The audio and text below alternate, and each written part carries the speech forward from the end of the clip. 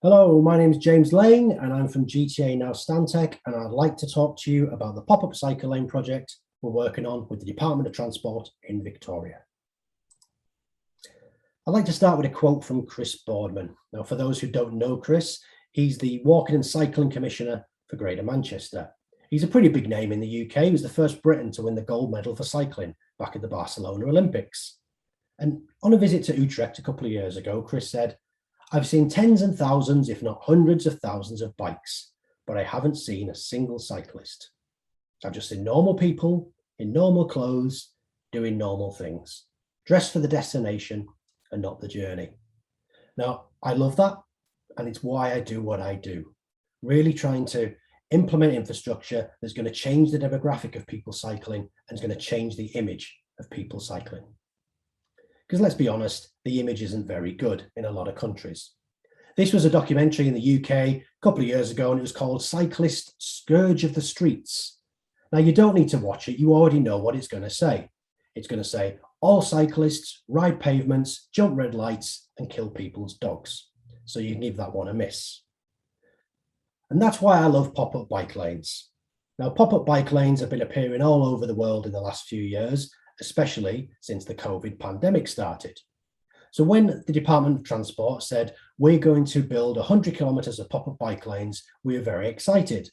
When they asked us if we would like to be involved, we were very, very excited. Now, I'm the design lead on the project, so for me, this is definitely a career highlight. When we started the project, we said, okay, we're going to need a strong design philosophy. Stress-free cycling, continuous direct routes, road space allocation, and we're going to reduce delivery risks. Reducing delivery risk is a little bit of a tricky one, because we're not just talking temporary materials that we can take in and we can take out, how easy is it to build, we're also talking about the political risk. So people get very nervous when you talk about what's going to happen outside their front door, whether it's the curbside activity or whether it's the perceived impact to their journey times. People often don't like change, and that's actually a difficult thing to manage. We're also trying to challenge processes and behaviors here. And even within the engineering industry, we're challenging systems and ideas and just a way of doing things. There's a lot of bespoke treatments that we're trying to put in here, and that makes a lot of people nervous if it hasn't been tested before. So we're really trying hard to change hearts and minds. So when we're trying to assess a route, we're thinking about all this, and we're trying to make it as easy as possible to get support from the public, from the politicians, and from the engineers. So one of the issues is when you tell people you're going to build a cycle lane, they think you're asking them to do something effortful. They think you're asking them to do this. But that's not what we're trying to do here. All we're trying to do is say, would you like the opportunity to do this? And if it doesn't work, we'll tweak it, we'll test it, we'll evaluate it, and we'll keep it or we'll take it away. Now, political risk is pretty difficult to overcome in a lot of places. This is High Street Kensington in the UK. Fantastic little scheme they put in here, pop-up bike lane, families using it, thousands of people. The problem is that High Street Kensington is also home to the rich and famous. So when people like actor Nigel Havers came out and said, this is ridiculous, you've taken away a lane of traffic, there's more congestion, there's more pollution, we must have our lanes back, the council, who are known as being pretty weak, listened. And eventually the pop-up bike lane was removed. So instead of having this single lane of traffic and a bike lane where thousands of people and families could cycle down safely, they went back to what they had before, which was a single lane of traffic, occasional parking, and a very hostile environment for cycling. So getting into the design, the first thing we looked at was the width. Now, the width of a cyclist is about 750 mil, round that up to a meter when you put in the wobble factor. So for me, ideally, you've got a meter, half a meter to pass, and then another meter. I wish all bike lanes could be at least 2.5 meters, but that's not always very practical. So we settled on an effective width of 1.8 meters as our desired minimum. So that's not including the gutter, and it's not including cycling hard up against any separators either. If we can get more than 1.8, then we're definitely going to take it, and we did in a lot of places. The next issue we had to overcome was the fact that we weren't touching signals as part of the project. So we said, okay, well, left turns are a really big issue for cycling. It's one of the biggest causes of severe and fatal injuries. So what we're going to do to mitigate the risk. So this is Fenwick Street off Heidelberg Road. Heidelberg Road is where we've put the first core route in on the project.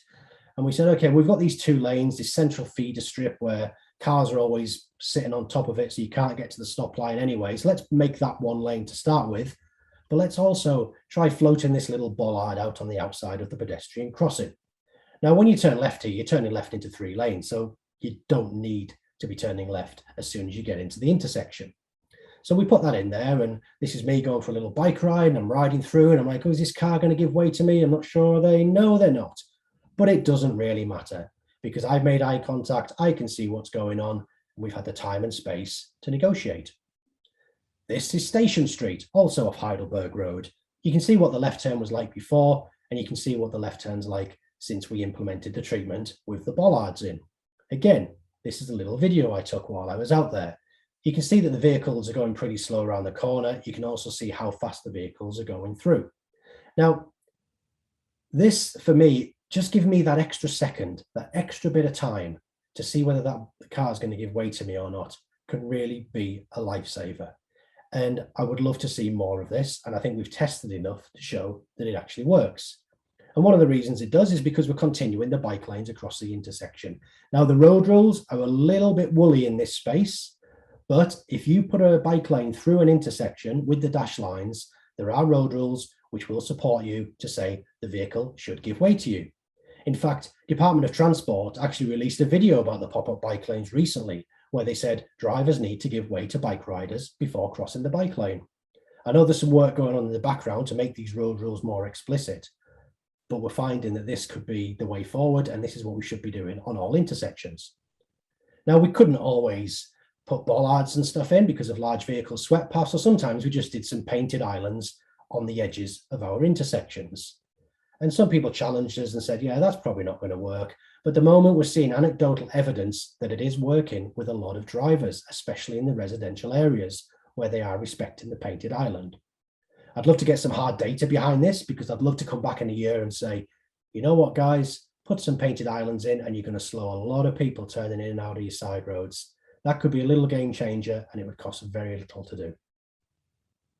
So access points was something else we looked at. So this is on the approach to a petrol station off a 60k road, Heidelberg Road, very busy, very fast traffic.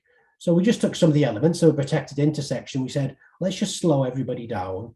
Let's just create that little space where, again, the cyclist can see if someone's going to come in, there's time to react, there's time to negotiate. You can see what each other's doing rather than just cutting straight across somebody cycling. Approaches to intersections was something else as well. You have a look at this one here and it's a 60k road, same road coming in. You're allowed to actually drive in the bike lane at the moment if you want to. So we'd taken the near side lane and we said, well, we don't want cars coming flying in where the cyclists are going to be because we can't protect them at the intersection because of this access from a service road. So we built out this little curb extension and we said, look, you can come in, but you've got to come in pretty slowly. And when you get to the corner, we're going to put some bollards on there just to make sure you turn left very slowly. It's not eliminating the risk, but it's vastly reducing the risk and it's really lowering the speeds at the point where the vehicles and the cyclists are likely to meet. Another issue we had was Station Street.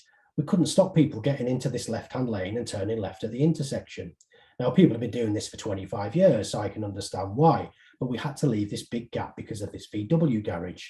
So we tried various things. I was determined not to narrow the bike lane, and we started putting more messaging on, like bikes only and more bollards and closing everything up a little bit.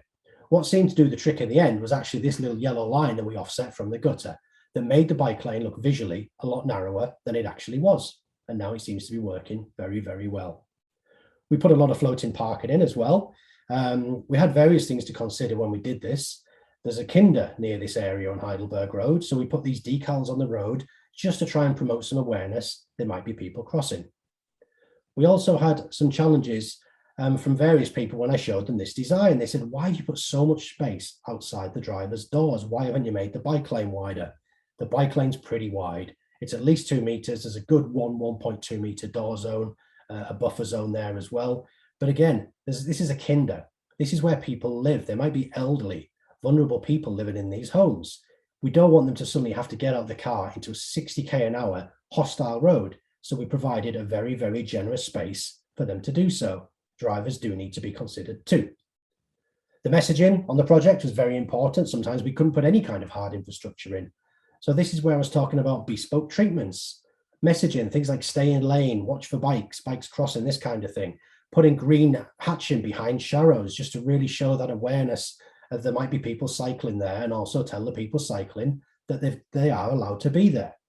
So a lot of people challenged this. They said, that's not going to work. We said, well, prove it's not going to work because it hasn't been done before. So let's put it in, let's evaluate it, let's test it, and let's see what happens, because this might be a good quick win that somebody else can use in a couple of years. There's also very strong wayfinding messaging that was put up by the Department of Transport. And all this with the hard treatments has led to a very good outcome. So is it working?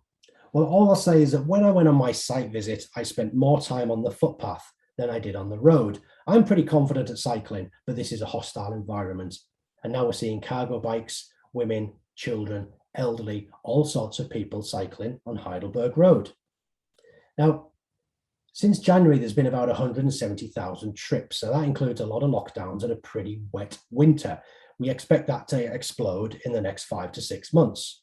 Now, originally, the concept for this project was relief from public transport to help people get in and out of the CBD. But what we've actually noticed with Heidelberg Road, there's been a very, very big increase in people doing recreational cycling, which is fantastic, and long may that continue. It's interesting when you look at the perception online as well, which you probably shouldn't do as a designer because you're only setting yourself up for criticism. But you go on the Vic Roads website on Facebook, on their Facebook page, and when this project was open, there was a lot of comments there from people, a lot of angry comments, a lot of things saying about pay your car rego, you shouldn't be on the roads and all this. And we're like, oh dear, this is pretty bad. But then when you look at the emojis at the top and you actually see 544 likes, 97 loves, and 95 angry faces, you're like, yeah, something doesn't quite add up here. It's just that vocal minority. They're the ones who are always shouting from the rooftops, but you've really got to get past that. This stuff is loved, it's working, and people are really enjoying it. And the pop-up bike lane gives us chance for live feedback. It's a live consultation. Nobody can say that their voice isn't being listened to. And what's brilliant about it, you're not modeling this. You're not doing extensive testing, extensive pre-consultation that can be delayed for years and years and years. You're getting it out, you're putting it on the shelf, and you're seeing if it works. And more importantly, the people who are really making the decisions have got some really good evidence to go off when they're deciding what should be rolled out in the future. I've loved working on this project. It's been an absolute pleasure, and I'm looking forward to rolling out the rest of the kilometers. Thank you for listening. Good afternoon.